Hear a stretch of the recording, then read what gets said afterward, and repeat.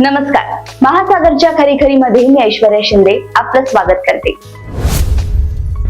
मुंबईत पंतप्रधान नरेंद्र मोदी म्हणजे भाजपा, मुख्यमंत्री एकनाथ शिंदे आणि दोन्ही उपमुख्यमंत्री शिवाजी पार्क येथील सभेला हजर आहे. ही सभा म्हणजे उपमुख्यमंत्री देवेंद्र फडणवीस यांची परीक्षाच आहे. त्यांनी महाराष्ट्रात पुन्हा भाजपचे सरकार आणले.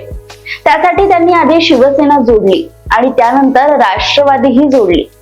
शिवसेना जोडल्यावरही जोपर्यंत या युतीत एखादे ठाकरे येत नाहीत तोपर्यंत मुंबई आणि महाराष्ट्रात समीकरण बरोबर जुळत नाही हे भाजपाला उमगलेले आहे.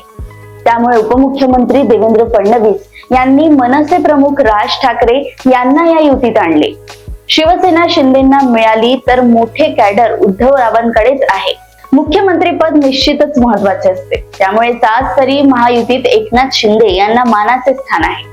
ज्या पद्धतीने राज ठाकरे यांनी पंतप्रधान नरेंद्र मोदींची भेट घेऊन लोकसभा निवडणुकीसाठी आपला बिनशर्त पाठिंबा जाहीर केला, त्यावरून राज ठाकरे यांची दूरदृष्टी दिसून येते.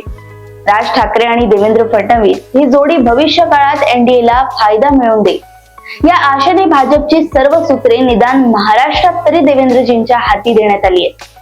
राज ठाकरे आजच्या मेळाव्यात महायुतीत सहभागी झालेले आहेत. म्हणजे आता महायुतीतील 3 पक्षांऐवजी चौथा पक्ष म्हणून मनसेला महायुतीचे घटक मानणे सर्वांनाच भाग आहे.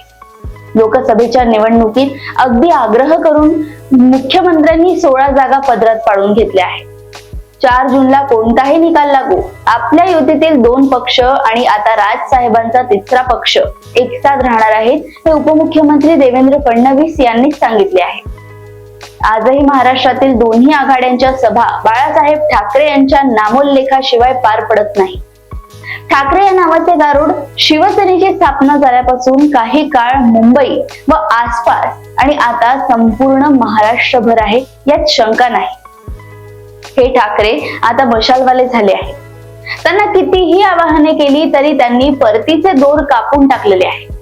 त्यामुळे राज साहेबांना आता युतीत चौथा सहकारी म्हणून मानाचे स्थान मिळालेले दिसते. आगामी काळात युती महाराष्ट्रात किती जागा निवडून आणते यावरून सत्तेचे समीकरण बसवण्याचे कार्य करावे लागेल. देवेंद्र फडणवीस यांच्यासारखा हरहुन्नरी एक्का भाजपकडे असल्यामुळे आगामी काळात जे सत्तेचे गणित जुळवायचे आहे ते बरोबर जुळवण्याचे काम युतीला करायचे.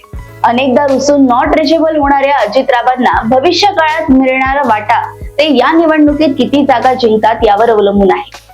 आपल्या प्रिय पत्नीचा विजय झाला तरी शरद पवारांच्या राजकारणाला फारसा धक्का बसणार नाही. पण यदा कदाचित सुनेत्रा वहिनी निवडून आल्या नाही तर महाराष्ट्राच्या राजकारणात शरद पवार यांचे पुतणे किती प्रभाव टाकू शकतील हा सुद्धा प्रश्नच आहे.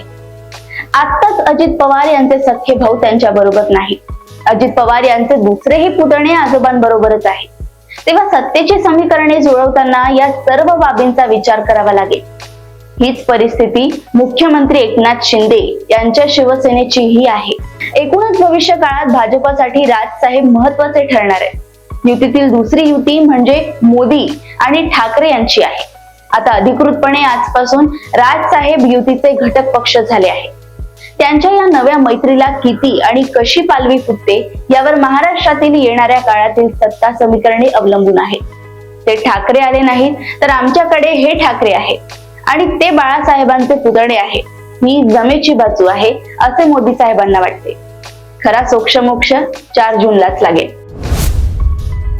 अशाच राजकीय घडामोडी व अपडेट सोबत पुन्हा भेटूया महासागरच्या खरीखरीमध्ये. बघत रहा महासागर. आणि अजूनही तुम्ही आमच्या चॅनलला लाईक आणि सबस्क्राईब केलं नसेल तर लगेच लाईक आणि सबस्क्राईब करा आणि बघत रहा महासागर. नमस्कार.